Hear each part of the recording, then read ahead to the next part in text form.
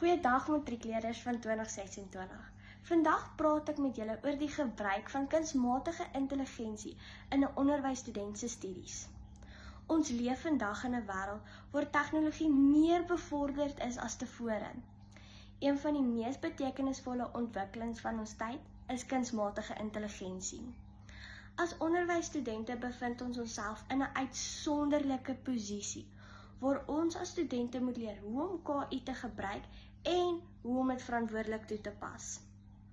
Kunsmatige intelligensie verwys na take wat verrig word deur die gebruik te maak van tegnologie. Dit sluit in take soos probleemoplossing en kreatiewe taalgebruik. KI kan vir ons as studente 'n kosbare hulpmiddel wees wat ons in ons studies kan ondersteun.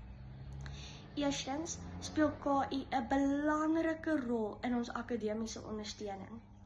As onderwysstudente moet ons gereeld massas werk en data hanteer, byvoorbeeld lesbeplanning, assesserings en verskeie onderwerpnavorsing. KI-fasiliteite kan help om inligting vinniger en meer akkuraat te versamel en te bestudeer, asook om konsepte op wyse te verduidelik wat verstaanbaar is en om dit kreatief te organiseer. Matrieks. Onthou, dit beteken nie dat KI die werk vir ons doen nie, maar dat dit slegs as 'n ondersteunende middel is in die prosesering en verstaan van ons werk is. Tweedens, kan KI ons as studente help met meer kreatiewe lesse en hoë standaarde werk te lewer. KI help om opvoedkundige aktiwiteite en interessante speletjies wat by deesdae se lewenstyl en tegnologie gedrewe opvoeding pas. As toekomstige onderwysstudente is dit noodsaaklik om gemaklik te raak met tegnologie vooruitgaan en leerinhoud om aan te pas by diverse leeromstandighede. KI kan lei tot nuwe hoogtes en nuwe leermetodes. Matrikulante, daar is baie voordele van KI, maar sekerlik een van die belangrikste voordele is selfgerigte leer. Nie alle studente het dieselfde leerstyl nie, met varierende tempos en verskillende leerstyle. KI kan bydra tot leerervarings en die proses daarvan aanpas vir individue se behoeftes. Deur die tegnologiese fasiliteite te verstaan en die hulpmiddel te gebruik, kan studente leer hoe om doeltreffende voorsiening te maak vir leerders met verskillende vaardigheidsvlakke.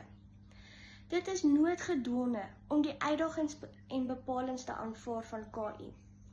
KI moet mens verantwoordelik gebruik volgens jou instansie se beleid te implementeer. Die grootste risiko hieraan verbonde is die moontlikheid van akademiese oneerlikheid. Wanneer 'n student KI oneerlik gebruik, kan dit lei tot plagiaat. Onderwysstudente moet leer hoe om beskikbare tegnologie en applikasies eties te gebruik as 'n hulpmiddel vir navorsing en nie as 'n plaasvervanger nie. Let daarop dat KI nie emosies kan vervang nie. Ek maak hierdie stelling aangesien onderwys nie net oor kennis gaan nie, maar ook oor gesonde verhoudings, wat net deur toegewyde onderwysers behaal kan word. Ten slotte bring kunsmatige intelligensie fantastiese moontlikhede vir ons as onderwysstudente. Dit vergemaklik ons studies, verkort jou opsommingstyd en vereenvoudig die navorsingsproses. Dit dien as voorbereiding vir die tegnologiese gedrewe toekoms wat vir jou inwag. Maar dit bly die student se plig om dit eties korrek en steeds doeltreffend toe te pas. Ons as studente het nie nodig om KI, die gebruik daarvan, te vrees nie, maar dit verwelkom as 'n hulpmiddel wat wêrelde kan oopmaak en nuwe generasies van onderwysers na tevore bring. Hiermee, baie dankie vir julle tyd, toekomstige onderwysstudente van 2027. Mag daar 'n opwindende era van KI-toeps vir julle inwag.